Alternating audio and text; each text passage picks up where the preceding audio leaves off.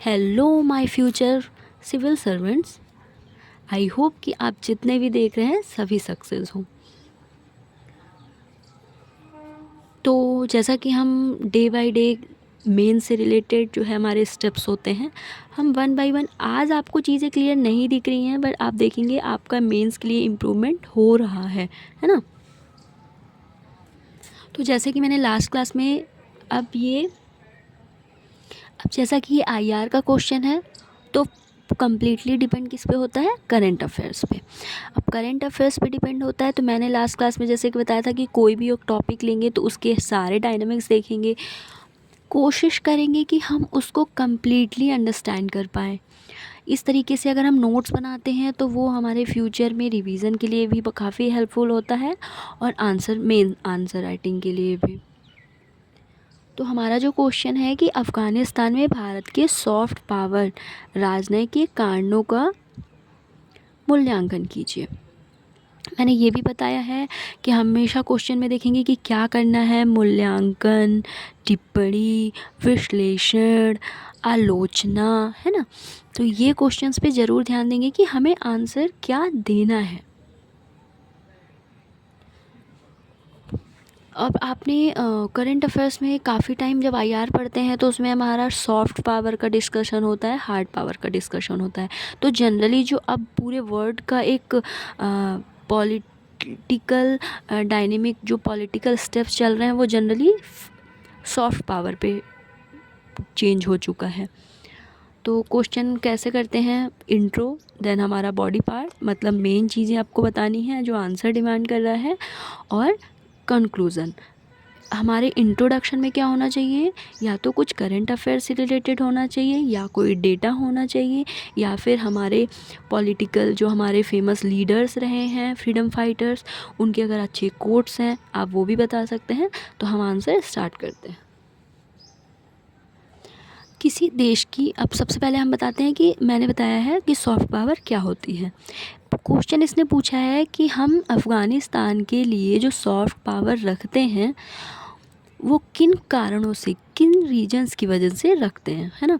तो सबको पता है कि हमारा पाकिस्तान और चाइना से अच्छा नहीं चल रहा है, और क्योंकि हमारा ये नेबर कंट्री है अफ़गानिस्तान, तो हमें सॉफ्ट पावर कितना कंपलसरी होता है।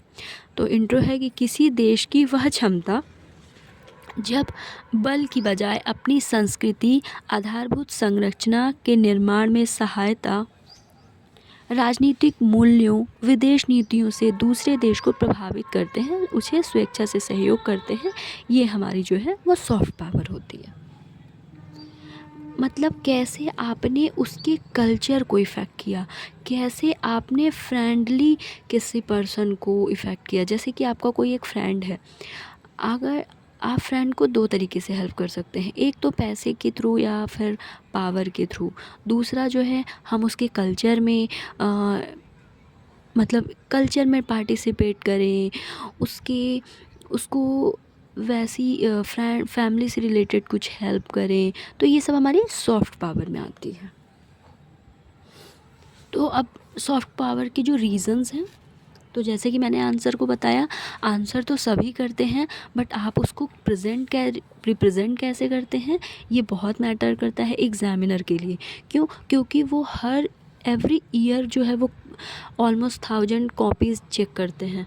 तो वो एक ही आंसर को एक ही टाइप देखेंगे तो वो बोर हो जाएंगे। अगर बट आप कुछ इंटरेस्टिंग करेंगे तो उनके लिए वो मार्क्स जो है आपके इन्हेंस करने में प्रॉफिट होगा।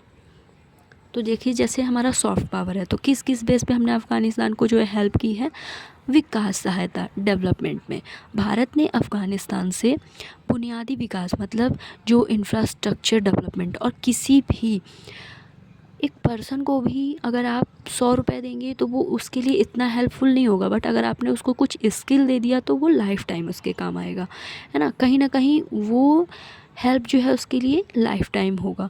तो वैसे ही हमने इंफ्रास्ट्रक्चर डेवलपमेंट में अगर हेल्प की है तो अफ़गानिस्तान के हमेशा काम आएगा। एग्ज़ाम्पल है हेरात प्रांत में सलमा डैम।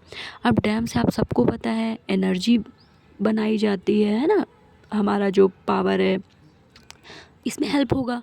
ईरान चाबहार बंदरगाह से वैकल्पिक व्यापार का मार्ग, अगर आप किसी को ट्रेड एरिया दे रहे हैं, तो वही आप काफ़ी बड़ी हेल्प कर रहे हैं उसकी लाइफ टाइम के लिए। मानवीय सहायता, नेक्स्ट है हमारा मानवीय सहायता। मतलब पर्सन, वहाँ की जनता के लिए आप डायरेक्टली क्या कर रहे हैं। भोजन, फूड सप्लाई करना, जैसे गेहूँ वगैरह होता है भी यहाँ से, इंडिया से। दवाइयाँ, मेडिसिन्स, कोविड के टीके, वैक्सीनेशन हमने कितना ज़्यादा इंडियन वैक्सीनेशन का किया। आपदा राहत, डिज़ास्टर से रिलेटेड तुरंत जो हेल्पिंग होती है। परिवहन, ट्रांसपोर्टिंग, हमने एम्बुलेंस वगैरह दिया था। क्षमता निर्माण, अगर किसी की आप एनर्जी कैपेबिलिटी, स्किल्स कैपेबिलिटी करते हैं तो आप उसको लाइफ टाइम हेल्प कर पा रहे हैं। तो जैसे हमारा शिक्षा में, एडुकेशन में, तकनीकी सहायता में ना, टेक्निकल।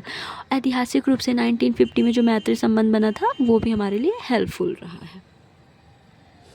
इस कूटनीति का आधार है क्योंकि अफ़गानिस्तान पाकिस्तान के सीमा पर मौजूद है, जो कि बफर का काम करता है, बफर जोन जो होता है। अतः अफ़गानिस्तान का झुकाव भारत की ओर रहे, क्योंकि हर जीत हार्ड पावर से संभव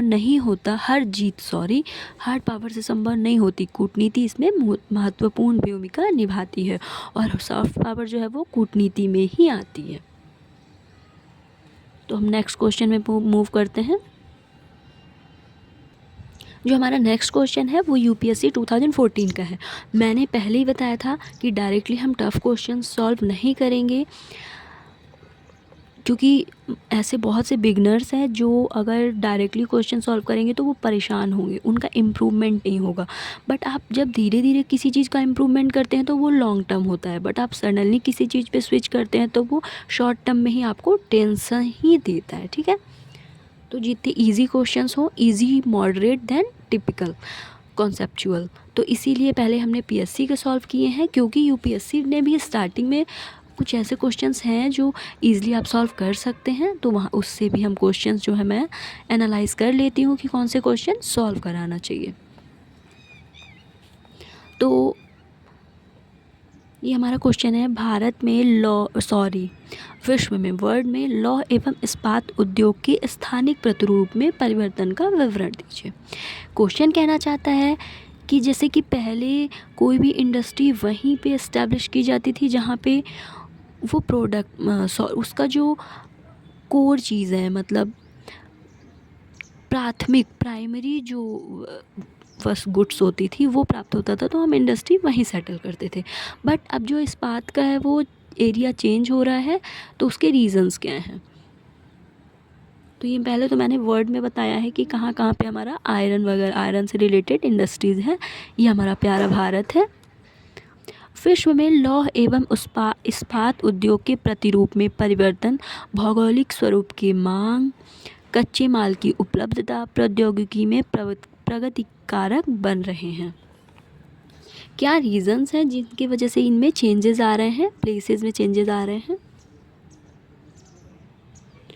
फर्स्ट है हमारा वैश्वीकरण और बाजार। जैसा कि हमने इंडिया ने 1991 में एलपीजी रिफॉर्म्स लाया था, है ना, ग्लोबलाइजेशन, वैश्वीकरण, ताकि हम क्लोज्ड इकोनॉमी से ओपन इकोनॉमी बने। ओपन इकोनॉमी से क्या है, रिसोर्सेज डेवलप्ड होंगे, है ना, ग्रोथ होगा। बाजार ने कम श्रम लागत और कम पर्यावरणीय नियम वाले स्थानों का चयन करते हैं।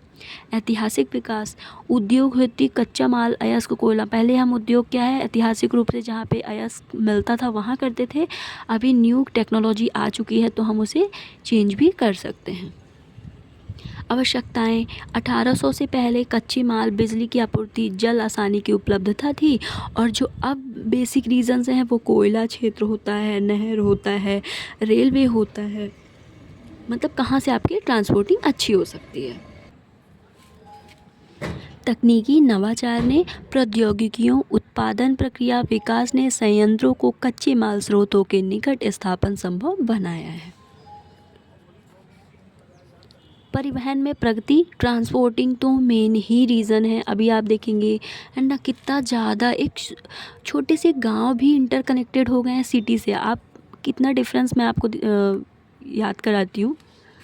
आप पहले एक गांव से निकलते थे और सिटी आने में आपको लगता था कितना लॉन्ग टाइम लगा, ठीक है। अभी आप गांव से निकलिए, सिटी के बीच में आपको कोई ऐसा प्लेस नहीं होगा जो खाली मिले। तो ये कहीं ना कहीं ट्रांसपोर्टिंग की ही जो है की वजह से चेंजेस आए हैं ना। परिवहन में प्रगति ने विकेंद्रीकरण को आसान बना दिया, मतलब डिसेंट्रलाइजेशन। पहले किसी भी चीज़ का सेंट्रलाइजेशन होता था।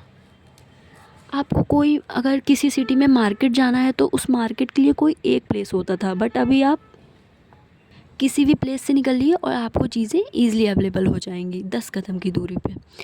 तो ये रीज़न्स हो गए हमारे।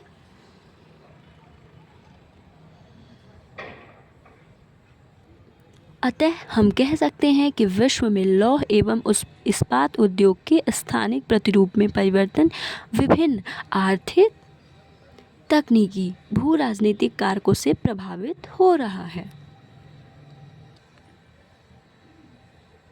अब हम एक क्वेश्चन जो है वो पॉलिटिक्स से रिलेटेड सॉल्व कर लेते हैं। भारत में केंद्र और राज्यों के वित्तीय संबंधों का वर्णन कीजिए। आपको भी पता है, आपने जब जीएसटी हमारा रिफॉर्म आया था तो जो डिपेंडेंसी है हमारे स्टेट की वो टेंशन में आ गई थी, क्योंकि स्टेट की जो है वो जो रिसोर्सेज उतने नहीं हैं जितना एक्सपेंसेस है ना।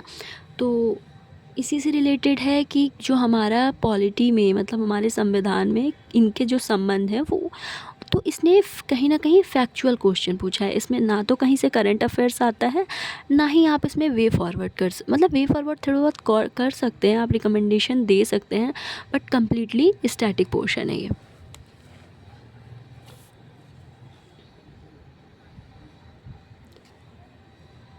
भारत एक संघीय ढांचे का अनुसरण करता है जहां केंद्र और राज्यों दोनों के बीच शक्तियां साझा की जाती हैं।